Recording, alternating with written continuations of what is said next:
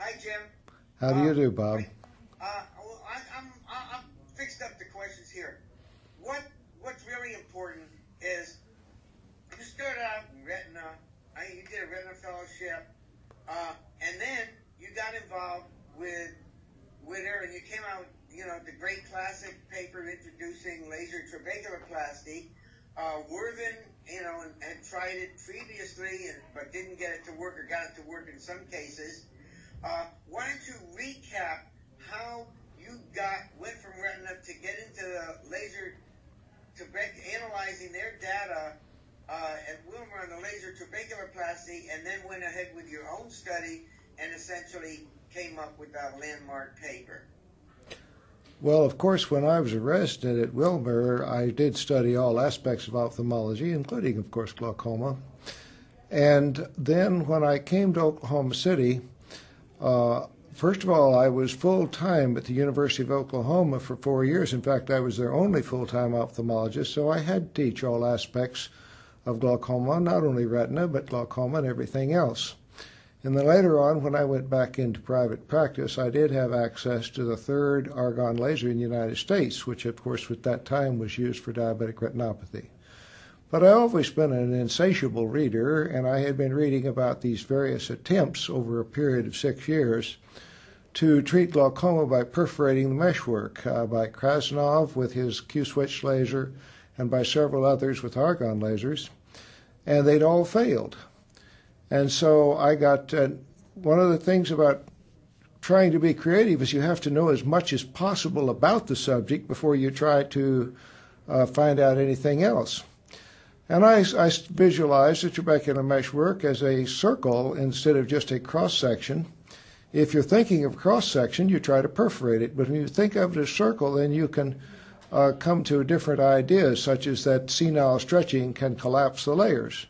And that's where I came with the idea that maybe if I shrank the circumference of this circle, I could shrink the diameter and pull the trabecular meshwork open like a facelift. And so I tried it, and it worked spectacularly. As we all know, not everybody responds to laser trabeculoplasty. But the first few people that I treated responded so well that I thought I had reason to have the cure for glaucoma. It didn't turn out quite that well, but it certainly was very useful and still is. But it came from, first of all, a lot of reading about glaucoma and then a lot of thinking. Okay. And my voice sounds funny when I hear it on your end. After the laser trabeculoplasty paper came out, you went on, you developed a lens, which is, I still have my Wise lens with 103 diopter button. What other contributions do you think that you made that were really significant in the area of glaucoma? Well, I suppose one way to say, are they significant, is are they still used? And the answer is yes. Probably in order of importance was laser trabeculoplasty. The Wise laser iridotomy lens, which produces the smallest and hottest spot on the iris, is essentially 100% successful in doing iridotomies, even in dark brown eyes. I think my leak-proof suture, which allowed the use of fornix-based flaps in scarred eyes and made trabeculectomy available to these eyes rather than requiring tubes. Blood injection has proven to be very useful for hypotony, and of course I invented a more efficient way of doing laser iridotomies, linear incision.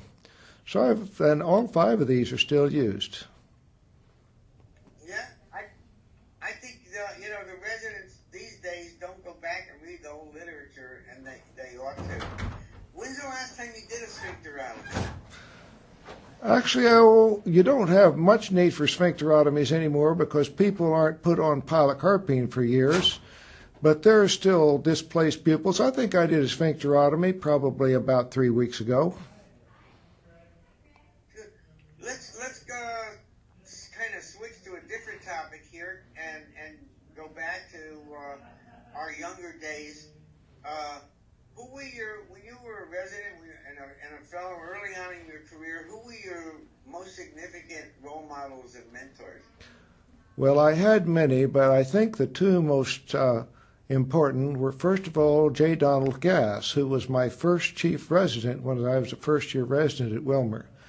Don had this encyclopedic knowledge of everything. He really impressed on me how important it was to find out as much as you possibly could about whatever case came along, about whatever you were going to do. Then any time we had an unusual case, Don would come up with all of these interesting slides and gave us that lectures.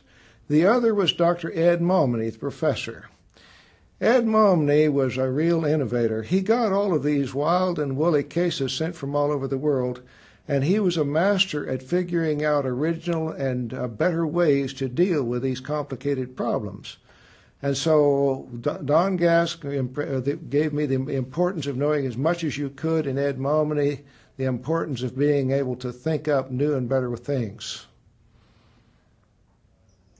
Let's switch directions and go from the past to the future. What do you envision? What do you think will occur to advance glaucoma, either research-wise or care, in the near and longer-term future? Well, glaucoma is a pressure-related optic neuropathy. So there are two approaches. One is better ways to lower the pressure, and the other is ways to make the optic nerve more resistant to pressure if you want neuroprotection.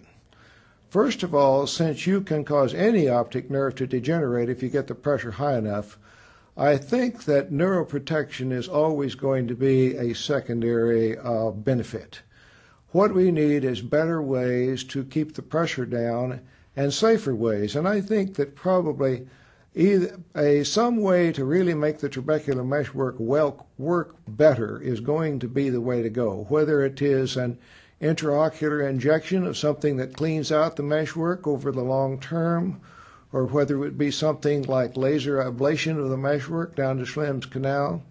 But the future of glaucoma therapy, I think, still remains primarily better and safer ways to lower the pressure, with a secondary objection of perhaps making the optic nerve more resistant to pressure and maybe perfusing it better. You didn't really mention gene therapy and the possibility of reversal of damage through regeneration and whatever. When do you think that's going to come about? I don't think gene therapy is going to be that helpful, because the problem is basically the pressure. For one thing, as you know, the degeneration in glaucoma occurs all the way into the occipital cortex, not only from the eye to the lateral geniculate body, but from the lateral geniculate body to the cortex and even in the cortex. So you have 3 neurons degenerating. Well, the idea that you could somehow make those neurons come back to life, I think, is kind of a lost cause. That the treatment of glaucoma has got to be prevention of damage, not reversal of damage. As I say, gene therapy might be useful in somehow improving the function of the meshwork, but I think that that's a very overhyped idea. If you were 30 years younger, what area of ophthalmology would you go into at the present time if your goal was to make a major mark on the field over the next 20 years? Well, all fields of ophthalmology offer opportunities for advances. I was making a comment when they gave me the Innovators Award that there is that one of the most obvious things in the retinal therapy is, which I've never seen anybody talk about, is an internal retinal patch, a tar patch on the inside. We're constantly trying to seal off retinal holes by sticking them to the wall of the eye. But if you could just directly patch the hole, that would greatly simplify the treatment of retinal detachments. The retina is one place where increasing knowledge of metabolism does have great promise in dealing with complement factor H, which is a major cause of macular degeneration, of dealing with aging itself with such things as resveratrol and mitochondrial stimulators and heaven knows what else. But all fields of ophthalmology and all fields of medicine offer great promise. Is there anything else that you want to talk about? Good times we had, your philosophy of life, any questions you want me to ask? My philosophy of life is to leave things better than I found them. Whether it's the practice of medicine or simply somebody's individual eye.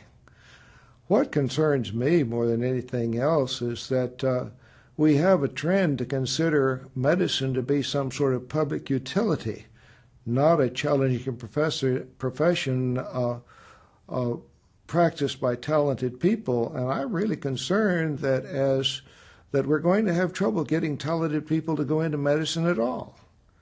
And We got trouble already. Yeah, well, I have 3 absolutely brilliant children. That one of them made a perfect score on the SAT, and the other 2 almost did, and none of them went into became doctors of medicine. Yeah, I think I agree with you. Okay, well, thank you. If you have nothing more to say, or you don't have any questions you want me to ask, I guess I'll bid you adieu.